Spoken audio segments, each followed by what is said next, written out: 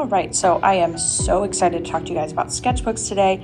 To save all of us some time and save you from me yapping for 45 minutes about how much I love sketchbooks, I figured I would make a hopefully consolidated video about how I use them and the benefits and then how to make them. And then hopefully by the end of it, you can take home some of the resources I've got for you and maybe take something away for your classroom. So I have got a little selection of sketchbooks here, and I just wanted to talk about how these sketchbooks are an opportunity for kids to really kind of like have a moment of choice. I know that's something a lot of us are kind of trying to bring more of that into our classrooms, but it's a little hard. These are like the easiest way that I found to bring in like a bunch of choice in a small package. So we start out with them getting to decorate their covers.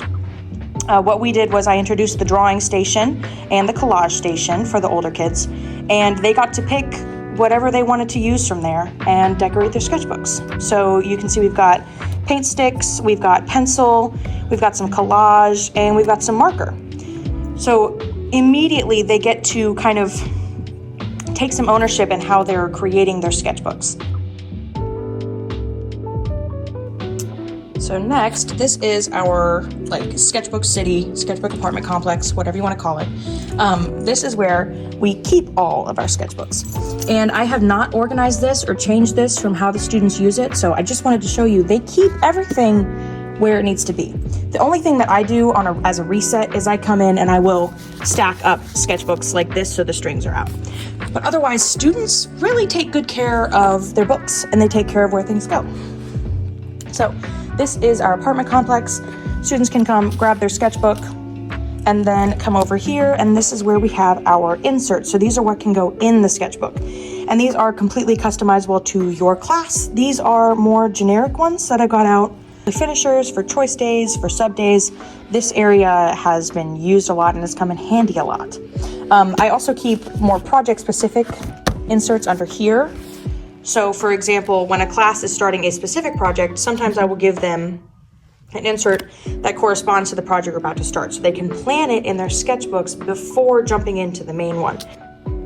So for example, our Sugar Skull project, students were introduced to the holiday, we did our background learning, and then they worked to plan and think before jumping in to their actual project. So they got this sketchbook insert with the blank skull, and they got to design it. And on the second page, there's actually fun facts and design ideas. So even later on when they're flipping through their sketchbook, there is this kind of tie-in so they'll remember what we talked about and what we learned about.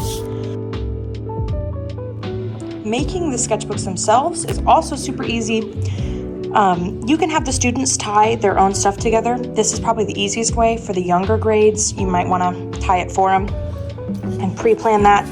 But you are going to start with a kind of mixed media piece of paper. I buy the 12 by 18 and I cut it in half. And the beauty of these is this size is just slightly bigger than a folded piece of printer paper. So when you put it in, it really is like a cover on a sketchbook. So you're going to get this piece of mixed media paper, fold it in half, take a string, and tie it around. And I'm going to try to semi-show you this one-handed.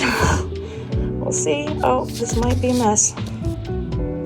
Ta-da! Can you believe I did that one-handed? Just kidding, I cut the video. You can then trim this. I leave a little bit of a tail because, again, these aren't super sturdy. At the end of the year, I will tape the sides here. But part of the beauty of these is just being able to even change out your cover, change out your string, whatever that needs to be changed out can be changed out throughout the year. So after it is tied, you can start adding your inserts. I take my printer paper and I pre-fold it for students, but you really don't even have to. They can just slide it in. But I pre-fold it. So I'm going to set up the initial couple pages here. I've got one that says Meet the Artist and one that says Color Wheel, and I'll give you guys these two if you want to either reference them or just straight up use them. Stick the color wheel inside the Meet the Artist. Open up that page like this.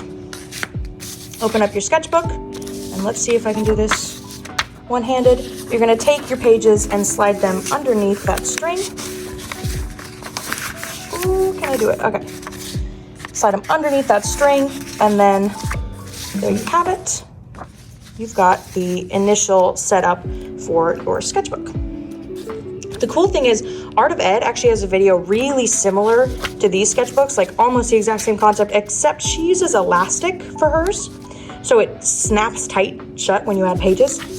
I like that, but I also like the kind of accessibility and versatility of the string. Like, again, keeping all the classes with different colors makes it so much easier. But elastic, if you want to get some, might be something to look into. But so here is our sketchbook layout. This is what all my students used, again, in elementary school. We got a Meet the Artist page.